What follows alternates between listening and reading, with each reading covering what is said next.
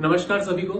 मैं रवि नागर अपने चैनल सीक्रेट स्पिरिचुअलिटी पर आपका स्वागत करता हूं। बहुत दिनों से मैं भगवत गीता पर एक सीरीज बना रहा था, तो आज मौका मिला, मैंने सोचा एक वीडियो लेक्चर रिकॉर्ड किया जाए। और आपके कुछ प्रश्न थे, तो उन प्रश्नों का उत्तर भी मुझे देना था। तो आज भाग्यवश मेरा एक दर्शक, मेरा कजिन शिवम आज हमारे साथ है, और ये अभी इंजीनियरिंग कर रहे हैं, और इनके कुछ अध्यात्म से लेकर प्रश्न थे। तो आज हम एक पॉडकास्ट के फॉर्म में इन प्रश्नों का उत्तर देंगे, और उम्मीद है कि आपको बहुत मज़ा आने वाला है। तो नमस्कार सभी को। Thanks Ravi for inviting me. मैंने ये लेक्चर्स देखे सारे आपके, बहुत अच्छे लगे और समझे भी। उसमें से कुछ प्रश्न लेकर मैं आज यहाँ पर आया हूँ। बिल्कुल। तो कुछ बेसिक क्वेश्चंस है, चलिए शुरुआत करते हैं। सबसे पहले एक क्वेश्चन है, व्हाट इज स्पिरिचुअलिटी? अध्यात्म क्या है? देखिए, अध्यात्म एक बहुत ही सब्जेक्टिव विषय है। ठीक है, अध्यात्म हर पर्सन के लिए अलग अलग डेफिनेशन हो सकती है, बट मैं जो एकदम बेसिक डेफिनेशन आपको बताऊंगा, जो कि सत्य है, जो सत्य की ओर आपको ले जाएगी, वो है स्पिरिचुअलिटी। मतलब क्या? देखिए, ये वर्डिंग से ही आप समझिए। स्पिरिचुअलिटी मतलब स्पिरिट का ज्ञान, स्पिरिट मतलब आत्मा। आत्मा का जो ज्ञान है, वो जब आप हासिल करते हैं, आप उस पर मनन करते हैं, तब जो ज्ञान आपको प्राप्त होता है, जो अनुभव आपको हासिल होता है, वो एक्चुअल स्पिरिचुअलिटी। स्पिरिचुअलिटी का एक और मीनिंग वेस्ट में, जनरली इंडिया के लिए, माइथोलॉजी कहा गया है। ठीक है, जो कि मैं मानता हूँ बहुत गलत है, क्योंकि माइथोलॉजी मतलब क्या होता है? मिथ के बेसिस पर ज्ञान। ठीक है, mythology comes from the word myth. Myth means what? जो सत्य नहीं है, जो अनुभवजन्य नहीं है। ठीक है, तो हमारा जो ज्ञान था, हमारा जो सनातन धर्म का ज्ञान है, वो सत्य के बेसिस पे, झूठ के बेसिस पे नहीं है। ठीक है, इसलिए माइथोलॉजी वर्ड यूज करना is not a right thing. ये वेस्ट में यूज होता है, बाकी इंडियन टर्म्स में अगर मैं कहूँ तो spirituality is the right word. आत्मज्ञान इज स्पिरिचुअलिटी। तो जैसे कि आपने कहा कि आत्मा का ज्ञान यानी स्पिरिचुअलिटी, तो देखने जाए तो आत्मा क्या है? आत्मा मैंने अपने लेक्चर्स में काफ़ी डिटेल में समझाया है, और कृष्ण ने भगवद गीता में बहुत डिटेल में अर्जुन को समझाया है कि आत्मा क्या है। पर आत्मा को समझने के पहले हमें थोड़ा सा, जैसे आप स्टूडेंट हैं, इंजीनियरिंग कर रहे हैं, तो आपको साइंस की लैंग्वेज ज़्यादा अच्छे से समझ में आएगी। तो साइंस के विषय से अगर मैं समझूँ, तो ये यूनिवर्स को पहले समझना ज़रूरी है कि यूनिवर्स है क्या, यूनिवर्स आया कहाँ से। ठीक है, सबसे पहले कहते हैं, साइंस भी ये कहता है कि देयर वाज नथिंग, एक वॉइड था, कुछ नहीं था, एक ब्लैक होल मान लीजिए, एक वॉइड मान लीजिए, जहाँ कुछ भी नहीं है। वहां एक हल्का सा वाइब्रेशन, स्पंदन उत्पन्न हुआ, और जहां से पूरा बिग बैंग हुआ। मतलब पहले एक था, और एक से फिर बहुत सारा यूनिवर्स, प्लैनेट, सोलर सिस्टम सब क्रिएट किया। हमारे शास्त्रों में इसे कहते हैं एकोहम बहुस्यामी, एक से बहुत सारे बनता। तो पहले एक आत्मा थी, पहले कुछ नहीं था, एक आत्मा थी, और एक आत्मा से बहुत सारी आत्माएं बनी। ठीक है, ये प्रोसेस है। ठीक है, अब आप कह रहे हैं कि आत्मा क्या है? तो आत्मा, अगर मैं आपको समझाऊं कि जैसे ये जो फैन चल रहा है, या ये जो लाइट्स चल रहा है, तो ये जो फैन है, ये आप मान लीजिए एक शरीर है। ठीक है, लेकिन इस फैन में ऊर्जा कहाँ से आ रही है? एनर्जी। आप बताइए, इस फैन में ऊर्जा कहाँ से आ रही है? इलेक्ट्रिसिटी से आ रही है, राइट? तो जितने भी इलेक्ट्रिकल इक्विपमेंट है, इन सब की आत्मा कौन है? इलेक्ट्रिसिटी है। Electricity, right? तो इलेक्ट्रिसिटी को इस एग्जांपल से हम समझिए आत्मा है। अच्छा। तो आपको, मुझे, या इस ब्रह्मांड में जितने भी जीव है, उन सबको एनर्जी कहाँ से मिल रही है? उनका सोर्स ऑफ एनर्जी कौन है? वो आत्मा। ये आत्मा है। ये एकदम बहुत ही बेसिक शब्दों में आपको बताने की कोशिश कर रहा हूँ कि आत्मा ये है। मतलब सोर्स ऑफ एनर्जी इज आत्मा। Yes, one of, yes, you can say, yes. तो जैसे कि आपने कहा कि एक आत्मा से अनेक आत्माएं बनी, करेक्ट। तो सबसे पहले आत्मा या पृथ्वी पर कैसे है? आत्मा देखिए पृथ्वी पर कैसे आई, मतलब एक तो पृथ्वी एक अकेला ग्रह नहीं है। ठीक है, अगर हम शास्त्रों के भाषा में समझने जाए, तो there are multiple universes currently running. Okay, so आत्मा सिर्फ पृथ्वी पर नहीं है, आत्मा ऐसी बहुत सारे प्लैनेट्स पे है जहां पर अभी जीवन जिया जा रहा है। अच्छा, ठीक है, हमारे सोलर सिस्टम में पृथ्वी एक ऐसा ग्रह है जहां पर जीवन पॉसिबल है। ठीक है, तो आत्मा कहीं भी सोलर सिस्टम में विचरण कर सकती है, because it's a source of energy, it's a pure source of energy. इसको दो भाग में देखा जा सकता है, इसको लाइट के फॉर्म में भी समझा सकता है और इसको साउंड के फॉर्म में भी समझा सकता है। अच्छा, ठीक है, तो आत्मा can be understood in the form of light और in the form of sound. अब आत्मा पृथ्वी पर कैसे आई, it depends on your karma. Okay, okay, आत्मा के पास जब पृथ्वी पर आती है तो वो बहुत सारे टूल्स लेके आती है। ठीक है, टूल्स मन, उसके पास होता है मन, उसके पास होती है बुद्धि, उसके पास होता है उसका चित्त और उसके पास होता है उसका अहंकार। ठीक है, ये बेसिक टूल्स है जिसको एक्वायर करके आत्मा इस धरती पर प्रवेश करती है, डिपेंडिंग ऑन योर कर्म। ठीक है, और अब आत्मा जब धरती पर आई, उसका एक स्टार्ट पॉइंट मिला। ठीक है, आत्मा अजन्मा है, आत्मा को कोई मार नहीं सकता, काट नहीं सकता। ये मैंने अपने लेक्चरों में पहले ही समझाया है। कृष्ण ने भगवत गीता में बहुत खोल के इस बात को कहा गया है कि आत्मा को कहीं कुछ भी प्रकार की हानि नहीं किया जा सकती। तो मरता कौन है? शरीर। मरता शरीर। शरीर क्या है पहले ये समझना जरूरी है। मन क्या है, बुद्धि क्या है, चित्त क्या है, अहंकार क्या है, ये सारे टूल्स किसके? आत्मा के। डिपेंडिंग अपॉन योर सर्कमस्टेंसेस, आपकी सिचुएशन, आपके एनवायरनमेंट को समझकर वो या तो पृथ्वी पे जाएगी या तो एक ऐसे प्लैनेट पे जाएगी जो हमारी रीच से अभी बाहर है। अभी हम दोनों ये पॉडकास्ट कर रहे हैं, हो सकता है ये पॉडकास्ट इसी टाइम पे कोई और मल्टीवर्स में कर रहा है, राइट? आप हो सकता है इस समय शिवम हो सकता है किसी यूनिवर्स में आप रवि हो और मैं शिवम बन के बैठा हूँ। ठीक है, आप किसी यूनिवर्स के ब्रह्मा हो, आप किसी यूनिवर्स के विष्णु हो, किसी यूनिवर्स के शिव हो। ठीक है, तो आप अपने आप में जो आत्मा है वो परिपूर्ण है। ठीक है, यही ज्ञान को समझना और अनुभव करना, यही स्पिरिचुअलिटी का मेन बेस है। यहाँ से चीजें स्टार्ट होती है, यहाँ से खत्म नहीं होती, यहाँ से स्टार्ट होती है। लेकिन प्रॉब्लम क्या है कि आजकल की जो जनरेशन है, या आजकल की क्या बाकी की जनरेशन्स भी आध्यात्म को बहुत ही ज्यादा पूजा पाठ की विधि से या अपने कर्म कांड या जो पैटर्न्स में जो पूर्वजों से उनके पास मिला हुआ है, जो उनके पेरेंट्स करते थे या कहीं से देखा कि आध्यात्म ये है, उसको एक पैटर्न मान के बैठ गए हैं और उस पैटर्न में फंसे हुए हैं। तो वो पैटर्न में आत्मा फंस जाती है। तो जैसे अभी आपने आत्मा को समझाया, तो आत्मा के जो टूल्स बताए आपने, जैसे मन, बुद्धि, चित्त और अहंकार, तो इसे थोड़ा एक्सप्लेन कीजिए। ओके, तो देखिए, निर्वाण षटकम जो है उसकी पहली लाइन ही ये कहती है कि मनो बुद्धि अहंकार चित्तानि नाहम। मतलब ये जो चार है, मनुष्य ये चार में ही जीता है और अपने आप को ये चार ही समझ लेता है। जबकि पहली लाइन निर्वाण षटकम की ये कहती है मनो बुद्धि अहंकार चित्तानि नाहम, यानी ये चारों चीज मैं नहीं हूँ। ठीक है, आत्मा ये चीज नहीं, ये चीज आत्मा को दी गई है ताकि वो संसार को भोग सके। ठीक है, आत्मा इससे निर्लिप्त है, इसका दृष्टा है आत्मा। ठीक है, अब ये चार में से एक एक पे आता है। मन क्या है? मन कुछ नहीं है, आपके विचारों का समूह है। विचारों और भाव, इनका जो समूह है, जो भी आपके अंदर अभी इस समय विचार चल रहा है और वो विचार भाव से ट्रिगर होता है। ठीक है, अभी आप एक क्वेश्चन आंसर वाले मोड में हो तो उससे रिलेटेड आपके मन में भी थॉट्स चल रहे हैं। ठीक है, आपके मन में बोला मैंने, आप में नहीं। इस बात को थोड़ा ध्यान से समझिए कि आपके मन में इस समय ये थॉट्स चल रहे हैं। ठीक है, क्योंकि आप कौन हो? आप तो आत्मा हो, राइट? ये हो गया मन। अब सेकंड पार्ट आता है मन का, बुद्धि। जो एनालिटिकल पार्ट है ना मन का, कि ये मेरे लिए सही है, ये मेरी आत्मा के लिए सही है, ये मेरी आत्मा के लिए गलत है, ये मेरे करियर के लिए अच्छा है, ये मेरे करियर के लिए खराब है। ये जो एनालिटिकल रीजनिंग वाला जो पार्ट है, ठीक है, ये मन के ऊपर कौन लगाता है? बुद्धि लगाता है। ठीक है, इसके बाद आता है चित्त। चित्त है आपका फोकस।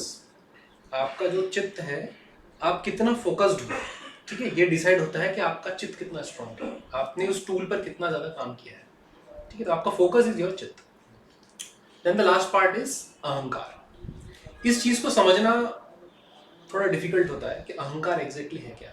जनरली कॉमन लोग अहंकार को समझते हैं कि घमंड, कि मैं ये बन चुका हूँ, मैं ये हो चुका हूँ, मेरे पास इतना पैसा है, मेरे पास ये है, वो है। ठीक है, ये घमंड एक अलग चीज है, ये नेगेटिव पार्ट ऑफ अहंकार है। अहंकार एक्चुअली होता है अहम का भाव।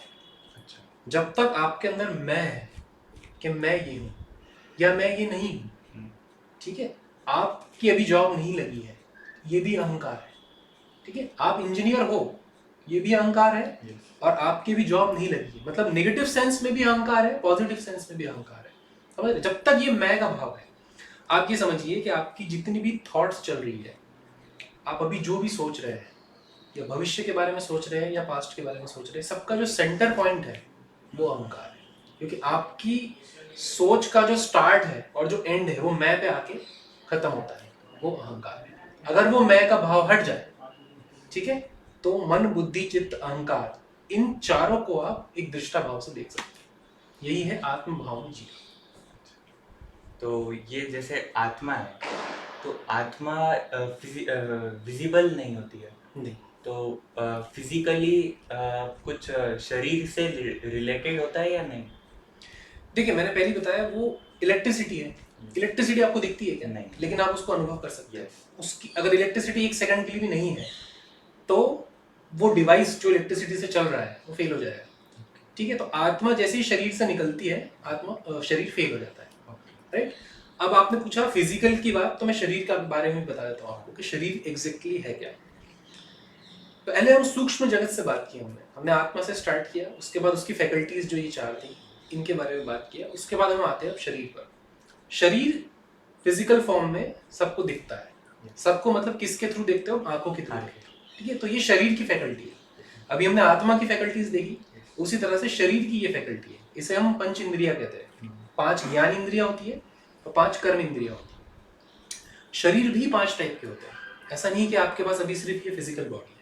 ठीक है, शरीर भी 5 टाइप के होते हैं। उसमें होता है स्थूल शरीर, ठीक है, और आपका सूक्ष्म शरीर, कारण शरीर, महाकारण शरीर, विराट शरीर। ये 5 टाइप के शरीर होते हैं। उसमें आता है आपका अन्नमय कोश, जो अन्न से बनता है। ये जो अभी मैं आपको देख रहा हूँ, ठीक है, आपके चेहरे को देख रहा हूँ, आपके बालों को देख रहा हूँ, ये आपका अन्नमय कोश है।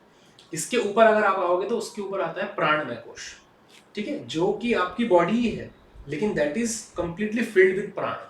वो नाड़ी के लेवल पे काम होता है। 72,000 नाड़ियां होती है हमारी, वहां पर प्राण जिस जिस तरह से फ्लो होते हैं उस तरह से आपको एनर्जी फील होती है और आप एक्शन लेते हैं। ठीक है, उसके ऊपर आता है मनोमय कोश, जो हमने मन की बात की। मनोमय कोश में आपके विचार रहते हैं, ठीक है, और आपके भाव रहते हैं। फिर आता है ज्ञानमय कोश या विज्ञानमय कोश, वहां एनालिटिकल पावर होती है। और फिर अंत में आता है आनंदमय कोश, दैट इज प्योर ब्लिस। जब आप बहुत गहन साधना में या जो समाधि की स्थिति में जो बड़े बड़े साधु लोग पहुंचते हैं, तो वहां पर वो उस स्थिति में बरकरार रहते हैं, मतलब वो उस शरीर में प्रवेश करते हैं। आप अपने स्थूल से सूक्ष्म, सूक्ष्म से कारण, इस तरह से जाता है। जब किसी की डेथ होती है अगर, तो हम कहते हैं कि आत्मा कभी नहीं मरता है, लेकिन शरीर मरता है। तो शरीर भी 5 टाइप के हैं, अभी मैंने बताया। तो शरीर के जो 5 टाइप है उसमें से अन्नमय कोश और प्राणमय कोश, अन्नमय कोश और प्राणमय कोश, इन दोनों की डेथ होती है। ठीक है, जो बाकी के 3 शरीर है, मन, ज्ञान और आनंद, ये बरकरार रहते हैं। ठीक है, तभी हमारा पुनर्जन्म भी होता है। क्योंकि आप अपने पैटर्न्स लेके जाते हैं ना, पैटर्न्स लेके कैसे जाओगे? आत्मा में तो लेके नहीं जाओगे, आप अपने मन में या ज्ञान में लेके जाओगे। इसीलिए इंसान भटकता रहता है। इसीलिए रीइंकार्नेशन का, कर्मों की थ्योरी सब यही से स्टार्ट होती है। तो जैसे आपने कहा कि मरने के बाद भी आत्मा में भाव रहता है। हाँ, आत्मा में नहीं भाव रहते हैं। आत्मा के पास जो ये शरीर है, उसके जो ये मनोमय कोश वाला पार्ट है, वहां पर भाव रहेंगे आपके। यस। तो ये जैसे कि कहा जाता है कि शरीर के मरने के बाद आत्मा वहीं पर रहती है कुछ दिनों के लिए। जैसे परिवार सदस्यों के साथ आत्मा को प्रेम होता है, तो वो आत्मा का आत्मा से प्रेम है या शरीर से शरीर का प्रेम है? देखिए, आत्मा, अगर हमने यूनिवर्स की अभी जो बात की पहले, तो आत्मा तो एक ही है। ऐसा नहीं है कि आपकी आत्मा अलग है और मेरी आत्मा अलग है और किसी और की आत्मा अलग है। सब कुछ एक ही है।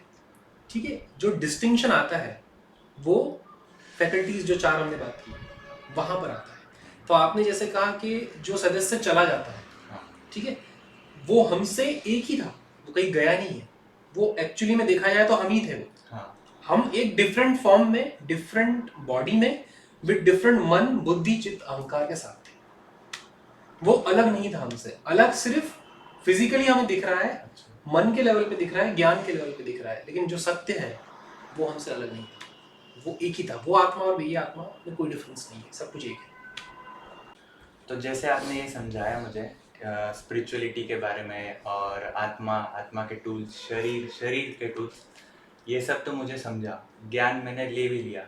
लेकिन जैसे मैं कॉलेज स्टूडेंट हूँ, मेरी डे टू डे लाइफ में इन सब को प्रैक्टिकली कैसे अप्लाई करूँ? देखिए, इसको अगर प्रैक्टिकली आपको अप्लाई करना है तो आपको हर क्षण अवेयर रहना पड़ेगा। आपको अगर आपको समझ में आ जाती है बात कि आप आत्मा हो, ठीक है, और आपके पास ये टूल्स दिए गए हैं। अब ये टूल्स क्यों दिए गए हैं? ताकि आप संसार में अच्छे से जी सको, अच्छे से काम कर सको। आपको आपके मन को स्ट्रांग बनाना है, आपको आपकी बुद्धि को शार्प करना है, ठीक है, आपके आपके चित्त को एकदम फोकस्ड रखना है। अगर आपको ये पता है कि ये सिर्फ टूल्स है, ये आप नहीं हो, ठीक है, तो आप पहली बात तो ग्रीड और फियर के चक्कर से बाहर निकल जाते हो। क्योंकि अगर आप अपने आप को शरीर मान रहे हो तो क्या होगा, आप हमेशा फियर में रहते हो कि मैं अपने शरीर और अपने परिवार के शरीर के लिए कितना कुछ कर लूँ, क्या सिक्योरिटीज मेजर ले लूँ, मैं उनको कैसे बचाऊं किसी भी अटैक से या किसी भी टाइप की परिस्थितियों से कैसे बचाऊं उनको, ठीक है। अगर आप अपने को शरीर मानते हो तो आपका पर्सपेक्टिव ये रहता है, ठीक है। या तो एक ग्रीड वाला भाव होता है कि मैं और क्या कर लूँ और क्या कर लूँ और क्या कर लूँ। लेकिन जब आपके पास ज्ञान आ जाता है और उस ज्ञान को आप पूरी तरह से मथ लेते हो और प्रैक्टिकली अनुभव कर लेते हो, उसके बाद जब आप जीते हो, तो आप कॉलेज गोइंग स्टूडेंट हो या आप जॉब कर रहे हो, कोई बिजनेस कर रहे हो या कुछ नहीं भी कर रहे हो, आपके मन में एक हमेशा सतचित आनंद की स्थिति रहती है। आपने सुना होगा बड़े बड़े जो संत महात्मा है वो इस वर्ड का यूज बहुत करते हैं, सतचित आनंद। इसका मतलब क्या है? सदचित आनंद मतलब सत्य। सत्य मैंने आपको बता दिया आप कौन हो। सत्य में अपने चित्त को लगाना है, ठीक है। आप हमेशा एक फोकस रहोगे किस चीज पर कि आप कौन हो, ठीक है। सत्य में अपने चित्त को लगाना है और जैसे ही आप ये करते हो आप उस परम आनंद की स्थिति में आ जाते हो। दैट इज कॉल्ड सच्चित आनंद। ओके, तो प्रैक्टिकली अगर आपको अपने कॉलेज गोइंग लाइफ में लगाना है, आप बिलीव नहीं करोगे, आप कुछ दिन तक सिर्फ अवेयर ही रहो कि आप कौन हो, तो आपके जीवन से डिस्ट्रैक्शन हट जाएंगे। जैसे अभी आप पढ़ाई कर रहे हो, आपने आधा घंटा पढ़ाई की, फिर आपको लगेगा यार मैं बोर हो रहा हूँ, ठीक है, आप फट से मोबाइल उठाओगे, सोशल मीडिया पे स्क्रॉल करना स्टार्ट कर दोगे। आपके 10-15 मिनट, आधा घंटा, 1 घंटा कब चला जाएगा पता नहीं चलेगा। फिर एक गिल्ट फील होगा कि यार मैं तो पढ़ाई करने बैठा था और अब इसने यहाँ डिस्ट्रैक्शन आ गया। लेकिन जब आप सत्य में जीते हो, आप अवेयरनेस के साथ जीते हो, तो ये डिस्ट्रैक्शन कभी नहीं आएगा, और आया भी तो बहुत जल्दी चला जाएगा। ये प्रैक्टिस से आएगा, ये जो अवेयरनेस की प्रैक्टिस है ये प्रैक्टिस से आती है। तो आपकी पढ़ाई में आप शार्प हो जाओगे, पहली बात प्रैक्टिकली अगर इस चीज को अप्लाई किया तो।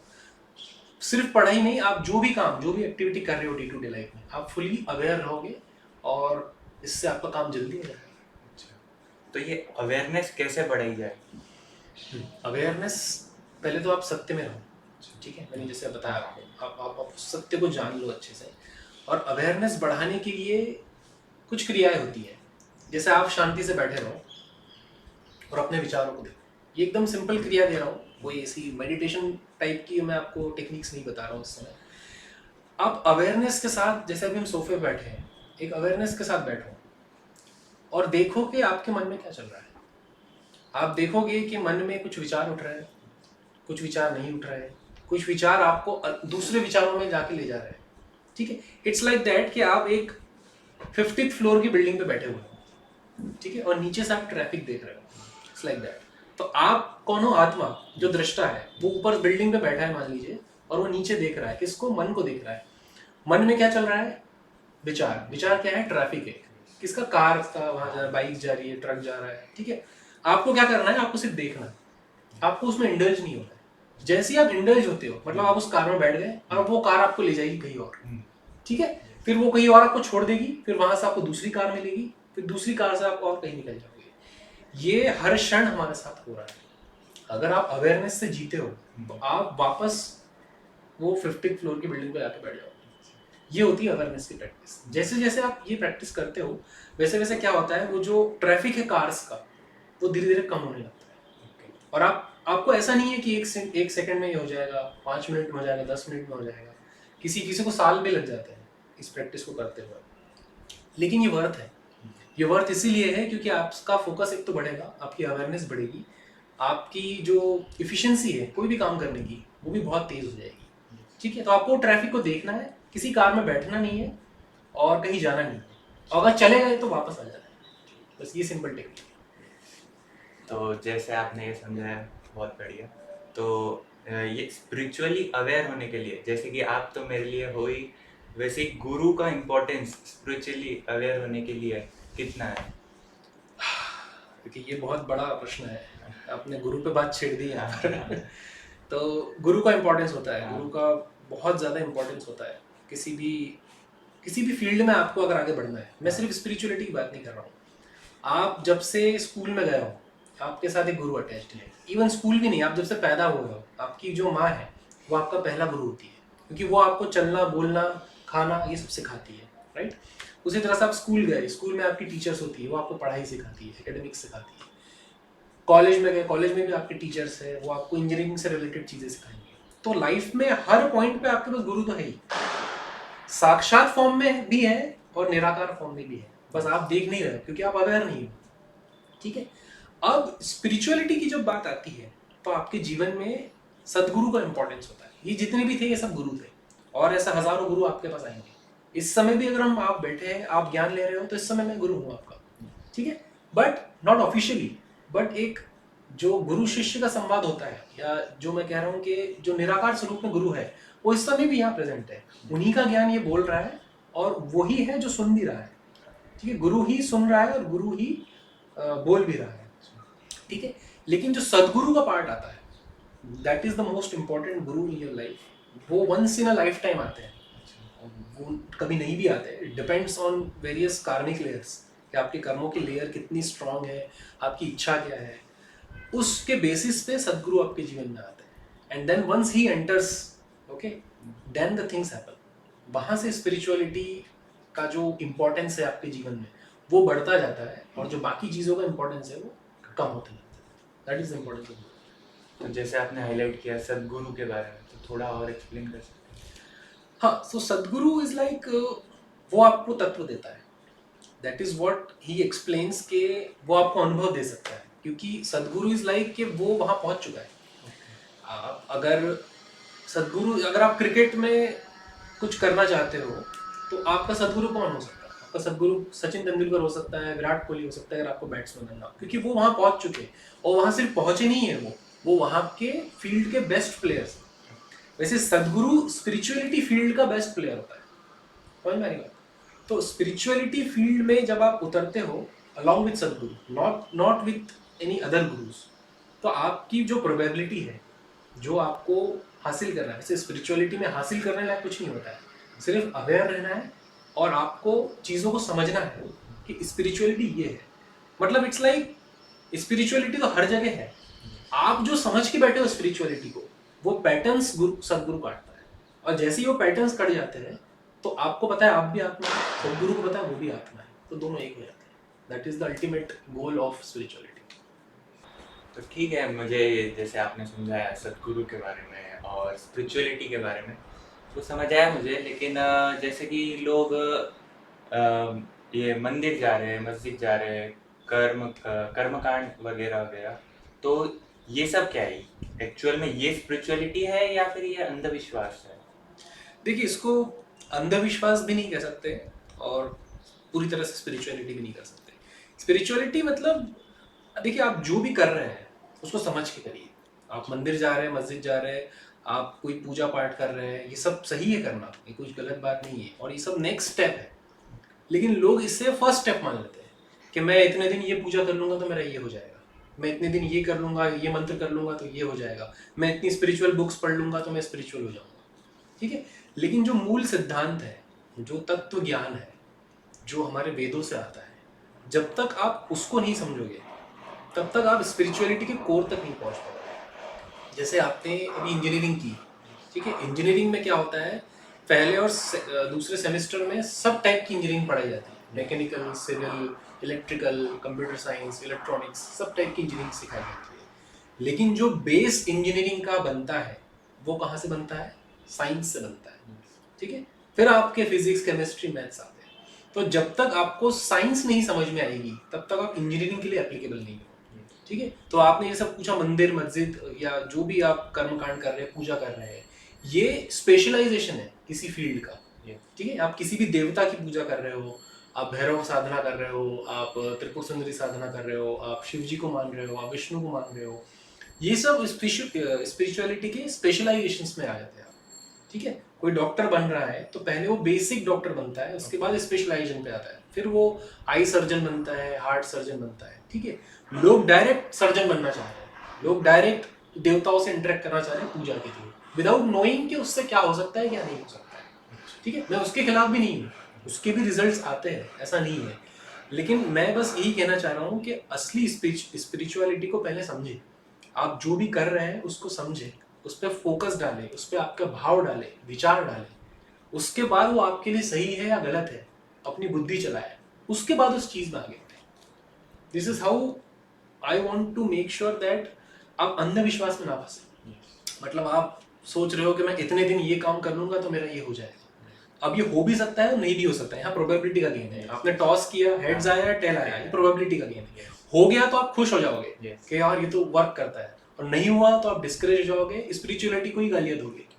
राइट, तो ऐसे आपको अंधेरे में तीर नहीं चलाना है, आपको पहले धनुष पकड़ना आना चाहिए, तीर कैसे चलाना है वो आना चाहिए, लाइट कहाँ है वो आना चाहिए, आपकी प्रैक्टिस होनी चाहिए, तब जाके आपका तीर लगता है सही डायरेक्शन।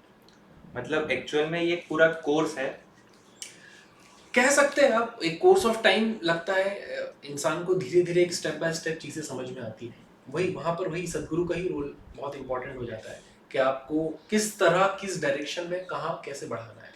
अब वो आपकी इच्छा होनी चाहिए कि आप कितना आगे बढ़ना चाहते हैं इस फील्ड में। मतलब बेसिक से स्पेशलाइजेशन तक धीरे धीरे बढ़ा जाए। करेक्ट करेक्ट, देखिए आप स्पेशलाइज्ड ही हो, मैंने आपको पहले ही बोल दिया, आप आत्मा ही हो। अच्छा, आप स्पेशलाइजेशन क्या, पूरे ब्रह्मांड का ज्ञान अपने अंदर समा के बैठे ही हुए हैं, लेकिन आप भूल गए हो। आप भूल गए हो क्योंकि आप पे पैटर्न्स इतने ज्यादा चढ़े हुए हैं, इतने लाखों जन्मों का आपके ऊपर पैटर्न्स है, वो पैटर्न धीरे धीरे हटाना होता है।